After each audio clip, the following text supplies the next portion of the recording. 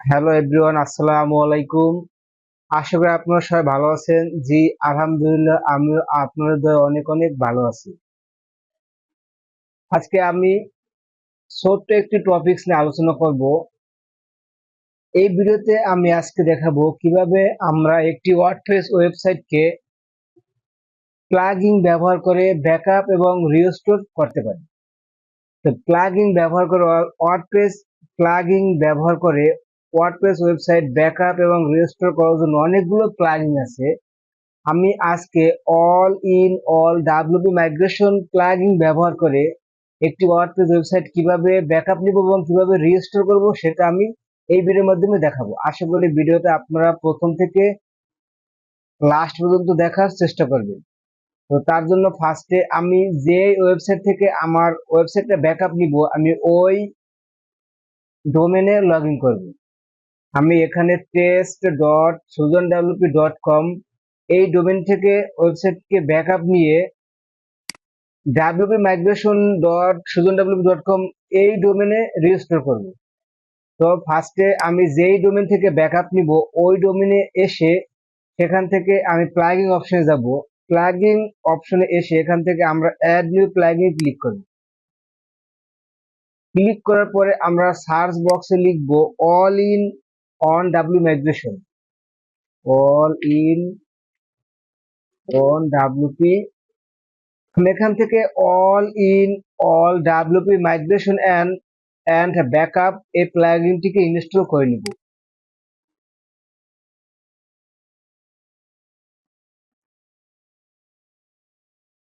Install করার পর এটাকে আমি এখান থেকে অ্যাক্টিভ করব। এখানে আমার প্লাগইন সাকসেসফুলি ভাবে অ্যাক্টিভ হয়ে গেছে। এখন আমরা ব্যাকআপ নেওয়ার জন্য নিচে স্ক্রল করব। স্ক্রল করার পর এখানে আমরা লেফট সাইড বার থেকে all in all WP migration অপশনে অথবা এখানে আমরা মাউস রাখলে পাশে একটি নিউ পপআপ বক্স ওপেন হবে। সেখান থেকে আমরা এক্সপোর্ট করব নাকি ইম্পোর্ট করব নাকি ব্যাকআপ নিব নাকি রিসিট হাব করব সেটা সিলেক্ট করব। যেহেতু আমরা এখান থেকে এক্সপোর্ট করব তার জন্য এক্সপোর্ট অপশনে ক্লিক করব। এক্সপোর্ট অপশনে ক্লিক করার পরে আমাদের সামনে এরকম একটি ইন্টারফেস আসবে। এখান থেকে আমরা জাস্ট এক্সপোর্ট টু তে ক্লিক করব। ক্লিক করে এখান থেকে আমরা কোন ফরম্যাটে বা কোথায় আমরা ব্যাকআপ নিব সে অপশনগুলো এখানে আছে। আমি এখান থেকে ফাইল সিলেক্ট করব। সিলেক্ট করে ফাইল সিলেক্ট করার সাথে সাথে এরকম একটি আমাদের সামনে এরকম একটি পপ আপ শো করবে এবং কিছুক্ষণ আমাদের ওয়েট করতে হবে। তো আমরা কিছুক্ষণ অপেক্ষা করব। সাইজ যদি অনেক ভারী হয় সেক্ষেত্রে আমাদের এখানে 5 মিনিটের বেশি লাগতে পারে, আবার সাইজ যদি খুবই হালকা হয় 1 মিনিটের ভিতরেই হয়ে যায়। তো আমরা কিছুক্ষণ ওয়েট করব। All in all W migration দ্বারা ব্যাকআপ নিয়ে রেজিস্টার করলে ম্যাক্সিমাম সময় ঝামেলা হয় না। কিছু কিছু কিছু ক্ষেত্রে কোনো ওয়েবসাইট ঝামেলা হতে পারে, তবে 90% ঝামেলা হয় না। আমার এই পর্যন্ত কোনো ওয়েবসাইটে কোনো ঝামেলা হয়নি। তো এখানে ডাউনলোড করার জন্য আমার রেডি হয়ে গেছে। আমি এখানে ডাউনলোড বাটনে ক্লিক করব। ক্লিক করে একটু অপেক্ষা করব। এখানে আমার file size only 134 MB। Download already হয়ে গেছে। এখন আমি এই সাইটটাকে আমার নিউ ডোমেনে এখন আমার এই সাইটটিকে আমার নিউ ডোমেইনে আমি রেজিস্টার করব। তো তার জন্য আমার ওই নিউ ডোমেনে এসে সেখান থেকে প্লাগইন অপশনে গিয়ে আমাকে এখানেও all in one WP migration প্লাগইনটাকে ইনস্টল করতে হবে। এখান থেকে আমরা অ্যাড নিউতে ক্লিক করব। ক্লিক করার পরে এখানে আমরা সার্চ করব অল ইন অন লেখার সাথে সাথে নিচে সাজেস্ট করবে। এখানে অল ইন অন লেখার পর আমাদের এখানে অনেকগুলো প্লাগইন সাজেস্ট করে। এখান থেকে আমরা খুঁজে বের করব all in all WP migration and backup. এখান থেকে আমরা ইনস্টল বাটনে ক্লিক করব। ক্লিক করার পরে আমরা অ্যাক্টিভ বাটনে ক্লিক করব।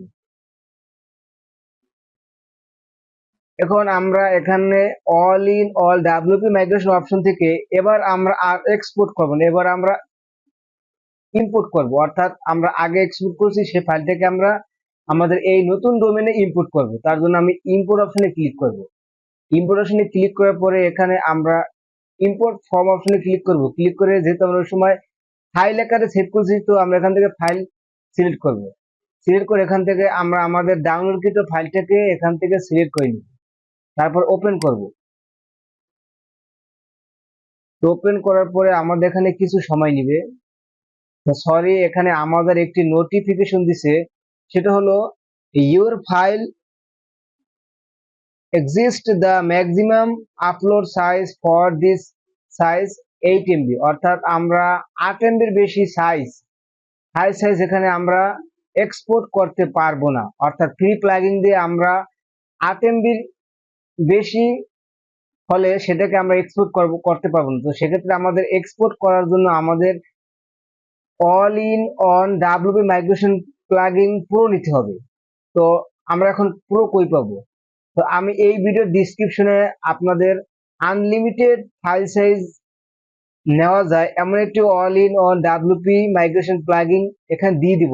আপনার এখান থেকে ডাউনলোড করে নিবেন, আমার পুরো প্লাগইনটা ইনস্টল করে নিব। আর আপনারা চাইলে আপনার টাকা দিয়ে কিনে নিতে পারেন, অথবা আপনার ক্লায়েন্ট যদি কিনে দেয় সেক্ষেত্রে তো আরো ভালো হয়। সেক্ষেত্রে আপনার ক্লায়েন্টকে বুঝিয়ে বলবেন। তো আমি এখান থেকে আমার পুরো প্লাগইনটাকে ইনস্টল করে নিব। তার জন্য আমি অ্যাড নিউ বাটনে ক্লিক করব। পরে এখান থেকে আপলোড, যেহেতু এখন আমি আপলোড করব, তো তার জন্য আমি আপলোডে ক্লিক করব। ক্লিক করার পরে সোর্স ফাইল অপশনে ক্লিক করে এখান থেকে আমি আমার ফাইলটাকে ধরিয়ে দিব। তো ওখানে all in all WP migration 100 GB, এখানে 100 GB পর্যন্ত ফাইল সাইজ আপনারা এই প্লাগইন থেকে রিস্টোর করতে পারবেন। তো আমি এখন ইনস্টল বাটনে ক্লিক করব।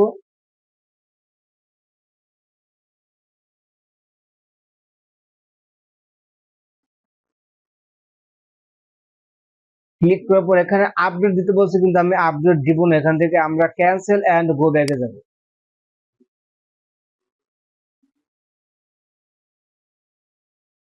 যেহেতু এখানে আমার ফ্রি প্লাগইন ইনস্টল করা আছে, সেক্ষেত্রে আমার একটু ঝামেলা হচ্ছে। আমি ফ্রি প্লাগইনটাকে আগে আমি আনইনস্টল করে দিব।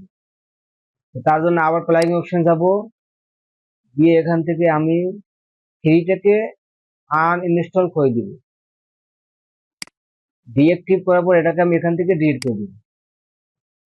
তারপরে আমি এখান থেকে আমার পুরো প্লাগইনটাকে ইনস্টল করে নিব।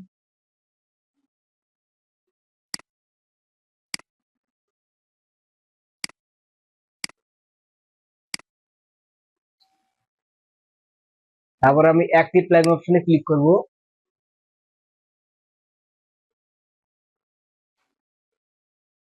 এখন আমি অল ইন অল ডাব্লিউ মাইগ্রেশনে ক্লিক করে এখান থেকে আমি ইম্পোর্ট বাটনে ক্লিক করব।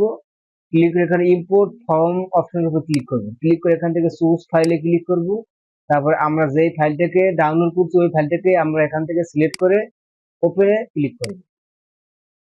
এখানে কিছুক্ষণ অপেক্ষা করতে হবে। আমাদের ফাইলের সাইজ যদি বেশি বড় হয় সেক্ষেত্রে আমাদের 5 মিনিটের বেশি অপেক্ষা করা লাগতে পারে। তবে ইন্টারনেট স্পিড যদি বেশি হয় সেক্ষেত্রে আমাদের 5 মিনিটের বেশি অপেক্ষা করতে হয় না। তো এখানে আপনার প্রো প্লাগইন দিয়ে আনলিমিটেড ফাইল সাইজ আপলোড করতে পারবেন। আমার সাইট অলরেডি রেজিস্টার হয়ে গেছে। এখন আমরা প্রসেস অপশনের উপরে ক্লিক করব।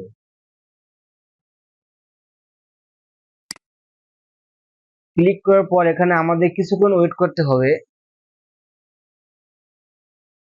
তারপর এখান থেকে আমরা পারমালিঙ্ক সেটিং অপশনের উপরে ক্লিক করব। ক্লিক করার পর এখানে আমরা আমাদের সাইডের ইউজার নেম এবং পাসওয়ার্ড বসাবো। এখানে একটি কথা, আমরা যেই ডোমেইন থেকে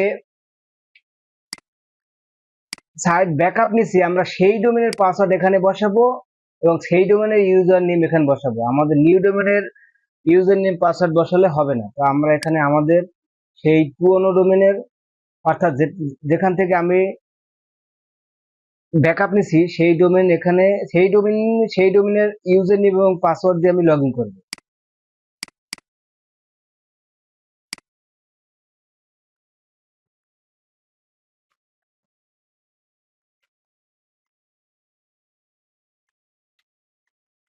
আমি আবারও বলবো, এখানে আমাদের ব্যাকআপ নেওয়ার পরে রেজিস্টার করার পর আমরা যখন সাইটে লগ ইন করবো, সেক্ষেত্রে আমরা পুরোনো ডোমেনের যে পাসওয়ার্ড এবং ইউজার নেম ছিল ওটা দিয়ে আমাদের লগ ইন করতে হবে। তারপরে আপনারা আপনাদের পাসওয়ার্ড এবং ইউজার নেম চেঞ্জ করে নেবেন। তারপর আমি লগ ইন বাটনে ক্লিক করব। আমার এখানে পাসওয়ার্ড মেবি ভুল হয়েছে।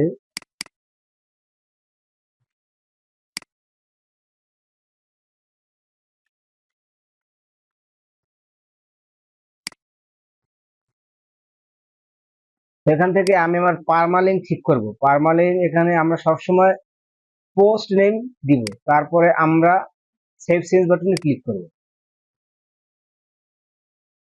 এখন আমি দেখব আমার সাইটটা সাকসেসফুলি ভাবে রেজিস্টার হয়েছে কিনা। তার জন্য আমি ফার্স্টে আমার পুরোনো ওয়েবসাইট থেকে এখান থেকে আমি কপি করে পাসওয়ার্ডটা ওপেন করব। তারপরে আমি আমার নিউ ডোমেনটাকে এখান থেকে কপি করে পাসওয়ার্ডটাকে ওপেন করব।